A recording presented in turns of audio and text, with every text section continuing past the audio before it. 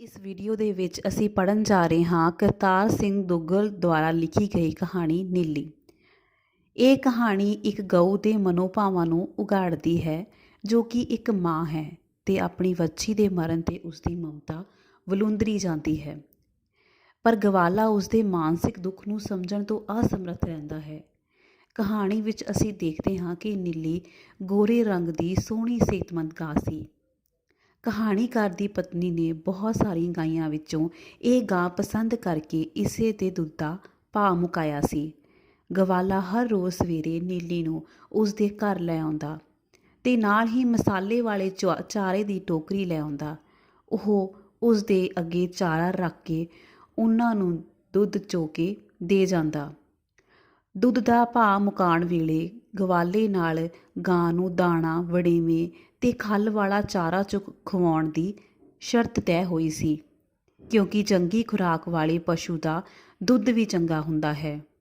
ਇਸੇ ਤਰ੍ਹਾਂ ਕਈ ਮਹੀਨੇ ਬੀਤ ਗਏ। ਇੱਕ ਵਾਰੀ ਨੀਲੀ ਨਵੇਂ ਦੁੱਧ ਹੋਣ ਕਰਕੇ ਦੁੱਧ ਦੇਣਾ ਛੱਡ ਗਈ, ਪਰ ਕੁਝ ਸਮੇਂ ਪਿੱਛੋਂ ਹੀ ਨੀਲੀ ਆਪਣੀ ਸੁੰਦਰ ਵੱਛੀ ਨਾਲ ਦੁੱਧ ਦੇਣ ਲਈ ਆਉਣ ਲੱਗ ਪਈ ਤੇ ਉਹ ਨੀਲੀ ਦਾ ਸਾਰਾ ਦੁੱਧ ਖਰੀਦ ਲੈਂਦੇ। ਕਹਾਣੀਕਾਰ ਦੀ ਪਤਨੀ ਗਵਾਲੇ ਨੂੰ ਹਰ ਰੋਜ਼ ਕਹਿੰਦੀ ਕਿ ਉਹ ਵੱਛੀ ਲਈ ਕੁਝ ਦੁੱਧ ਛੱਡ ਦਿਆ ਕਰੇ, ਇਸੇ ਤਰ੍ਹਾਂ ਉਹ ਚੰਗੀ ਗਾਂ ਬਣੇਗੀ। ਪਰ ਗਵਾਲਾ ਇਸ ਬਾਰੇ ਆਪਣੀ ਮਰਜ਼ੀ ਕਰਦਾ ਤੇ ਨੱਕ ਵਿੱਚ ਗੁਣਗੁਣਾ ਛੱਡਦਾ। ਹੁਣ ਕਿਉਂਕਿ ਵੱਛੀ ਦੇ ਮੂੰਹ ਮਾਰਨ ਤੇ ਨੀਲੀ ਦੁੱਧ ਲਾ ਦਿੰਦੀ ਸੀ, ਇਸ ਕਰਕੇ ਗਵਾਲੇ ਨੇ ਮਸਾਲੇ ਦੀ ਟੋਕਰੀ ਲਿਆਉਣੀ ਬੰਦ ਕਰ ਦਿੱਤੀ। ਪਰ ਕਹਾਣੀਕਾਰ ਤੇ ਉਸਦੀ ਪਤਨੀ ਦੇ ਸ਼ਿਕਾਇਤ ਕਰਨ ਤੇ ਉਹ ਕਹਿੰਦਾ ਹੈ ਕਿ ਉਹ ਸ਼ਾਮ ਨੂੰ ਤੂੜੀ ਵਿੱਚ ਰਲਾ ਕੇ ਉਸ ਨੂੰ ਹਰ ਰੋਜ਼ ਮਸਾਲਾ ਖਵਾਉਂਦਾ ਹੈ। ਕਹਾਣੀਕਾਰ ਦੀ ਪਤਨੀ ਖਪਦੀ ਰਹਿੰਦੀ ਹੈ, ਦੁੱਧ ਪਾਣੀ ਵਰਗਾ ਮਿਲਦਾ ਹੈ ਤੇ ਗਵਾਲਾ ਵੱਛੀ ਲਈ ਦੁੱਧ ਨਹੀਂ ਬਚਾਉਂਦਾ, ਜਿਸ ਕਰਕੇ ਉਹ ਹੱਡੀਆਂ ਦਾ ਮੁੱਢ ਬਣਦੀ ਜਾ ਰਹੀ ਹੈ।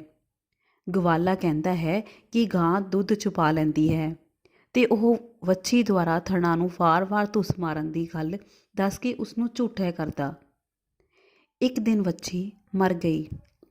ਗਵਾਲਾ ਨਿੱਕਾ ਜਿਹਾ ਮੂੰਹ ਬਣਾ ਕੇ ਕਹਾਣੀਕਾਰ ਦੇ ਘਰ ਕਹਿ ਗਿਆ ਕਿ ਰਾਤੀ ਵੱਛੀ ਦੇ ਮਰਨ ਕਰਕੇ ਨੀਲੀ ਨੇ ਕੁਝ ਖਾਧਾ ਪੀਤਾ ਨਹੀਂ, ਇਸ ਕਰਕੇ ਅੱਜ ਦੁੱਧ ਦਾ ਨਾਗਾ ਰਹੇਗਾ। ਕਹਾਣੀਕਾਰ ਦੀ ਪਤਨੀ ਨੂੰ ਗੁੱਸਾ ਤਾਂ ਬਹੁਤ ਆਇਆ, ਪਰ ਉਹ ਚੁੱਪ ਕਰ ਗਈ। ਅਗਲੇ ਦਿਨ ਸਵੇਰੇ ਨੀਲੀ ਕਹਾਣੀਕਾਰ ਦੀ ਕੋਠੀ ਦੇ ਸਾਹਮਣੇ ਗੇਟ ਦੇ ਬਾਹਰ ਆ ਕੇ ਖੜੀ ਹੋ ਗਈ। ਗਵਾਲਾ ਮਸਾਲੇ ਦੀ ਟੋਕਰੀ ਲੈ ਕੇ ਆ ਗਿਆ। ਪਹਿਲਾਂ ਨੀਲੀ ਧੁੱਸ ਮਾਰ ਕੇ ਗੇਟ ਖੋਲ੍ਹ ਦਿੰਦੀ ਸੀ, ਪਰ ਅੱਜ ਉਹ ਚੁੱਪਚਾਪ ਖੜੀ ਸੀ। ਉਹ ਉਦਾਸ ਸੀ। ਗਵਾਲਾ ਆਇਆ ਤੇ ਗੇਟ ਖੋਲ੍ਹ ਕੇ ਉਹ ਉਸਦੇ ਪਿੱਛੇ-ਪਿੱਛੇ ਨੀਲੀ ਅੰਦਰ ਆ ਗਏ। ਗਵਾਲੇ ਨੇ ਮਸਾਲੇ ਦੀ ਟੋਕਰੀ ਰੱਖੀ ਤੇ ਹੱਥ ਮਾਰ ਕੇ ਉਸਦੀ ਖੁਸ਼ਬੂ ਖਿਲਾਰਨ ਲੱਗਾ। ਨੀਲੀ ਟੋਕਰੀ ਕੋਲ ਆ ਗਈ। ਗਵਾਲੇ ਨੇ ਫਿਰ ਉਸ ਨੂੰ ਟੋਕਰੀ ਉਛਾਲ ਕੇ ਦਾਣਾ ਖਵਾਇਆ। ਨੀਲੀ ਅੱਗੇ ਆ ਗਈ, ਪਰ ਉਸਨੇ ਮਸਾਲੇ ਨੂੰ ਮੂੰਹ ਨਾ ਲਾਇਆ।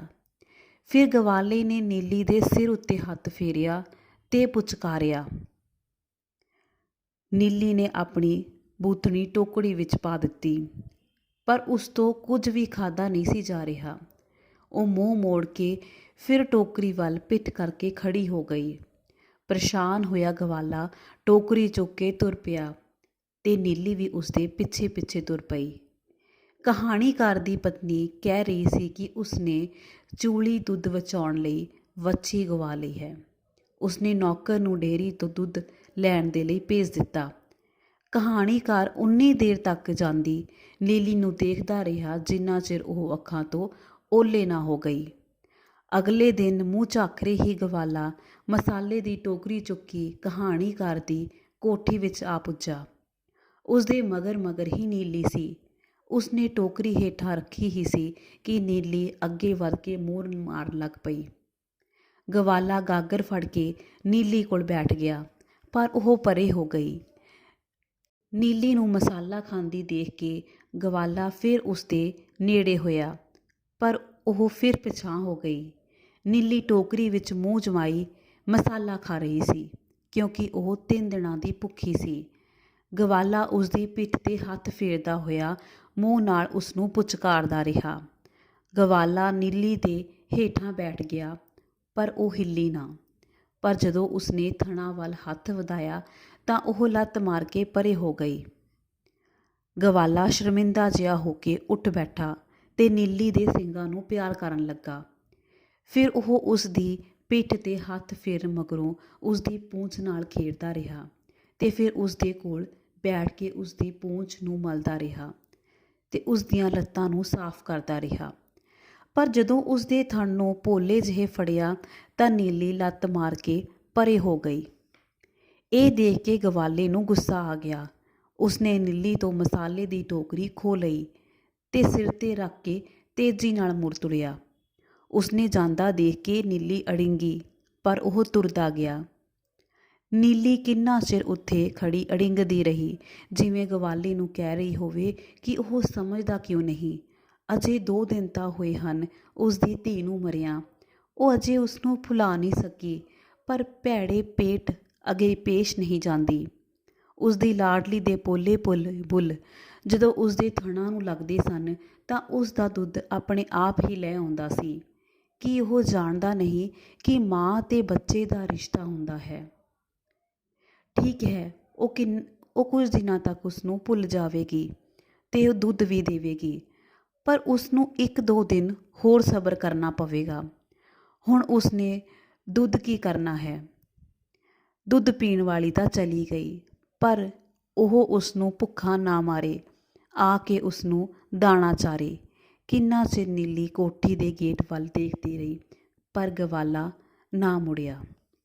ਜੇਕਰ ਵੀਡੀਓ ਚੰਗੀ ਲੱਗੀ ਹੋਵੇ ਤਾਂ ਵੀਡੀਓ ਨੂੰ ਲਾਈਕ ਤੇ ਸ਼ੇਅਰ ਕਰਨਾ ਬਿਲਕੁਲ ਨਹੀਂ ਭੁੱਲਣਾ ਅਤੇ ਇਸ ਚੈਨਲ ਨੂੰ ਸਬਸਕ੍ਰਾਈਬ ਵੀ ਜ਼ਰੂਰ ਕਰਨਾ। Thank you.